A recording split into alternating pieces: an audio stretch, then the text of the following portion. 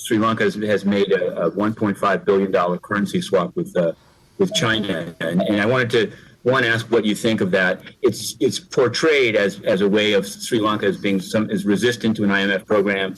India was requiring an IMF program of sort in order to go forward with them.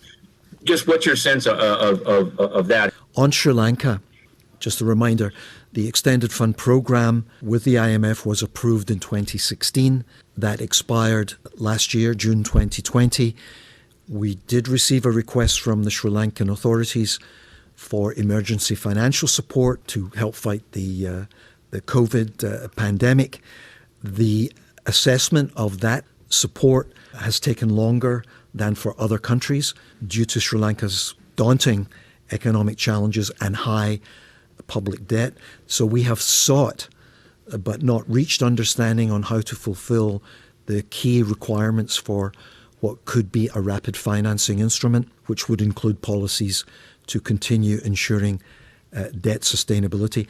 To address the balance of payment challenges, including from the COVID-19 impact on tourism, and to preserve international reserves, indeed Sri Lanka has relied on import restrictions since last year and recently introduced additional measures such as a requirement to convert 25% of export proceeds. We continue to closely monitor these economic policy financial developments in Sri Lanka, including a recent agreement on a swap line with the People's Bank of China.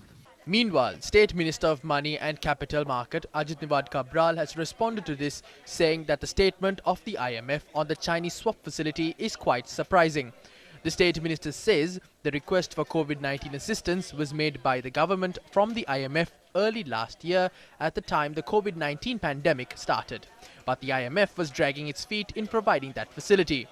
He adds, nevertheless, the government managed to effectively provide the necessary relief and support to the Sri Lankan people, as well as maintain a framework of sound macro fundamentals even without such financial support from the IMF.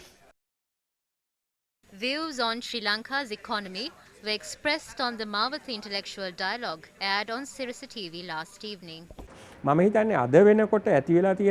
In my view, the issuance of international sovereign bonds, which commenced in 2007, is one of the main factors contributing to Sri Lanka's current economic crisis. The Sri Lankan government raised massive loans at commercial market rates with the issuance of ISBs. Unlike project loans, you do not have to monitor the disbursement of loan proceeds. Before issuing ISBs in the international market, the government obtained project loans. These loans were monitored to determine how the loan proceeds were put to use.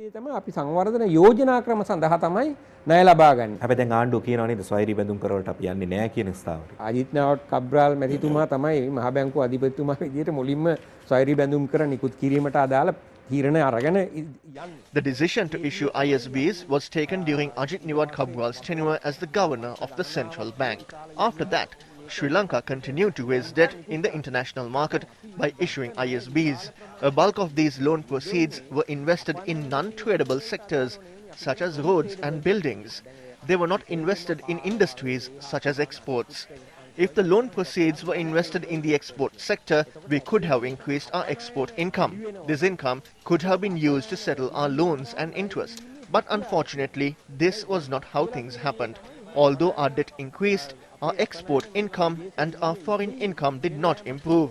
The debt we obtained was not invested in any productive sector. If we take the Hambantota port, for instance, or the Mattala International Airport, or the Lotus Tower in Colombo, none of these assets could generate any income to the country.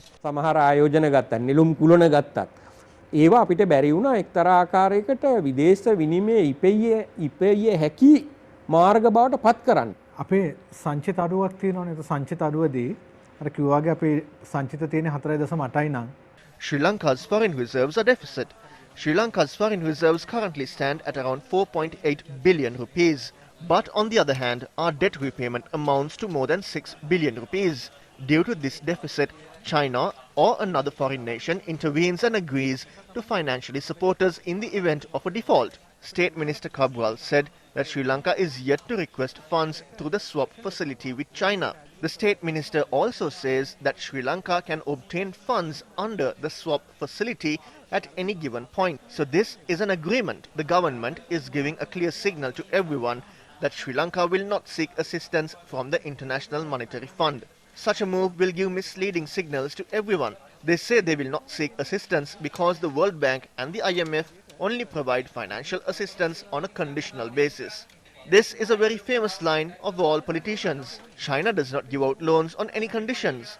This situation is similar to obtaining loans from black market groups and obtaining secured loans from licensed banks.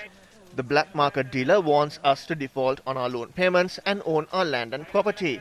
I am not sure why the government is hell-bent on not seeking assistance from the IMF, particularly against a backdrop where there are many accusations against China's policies on providing financial assistance to other countries.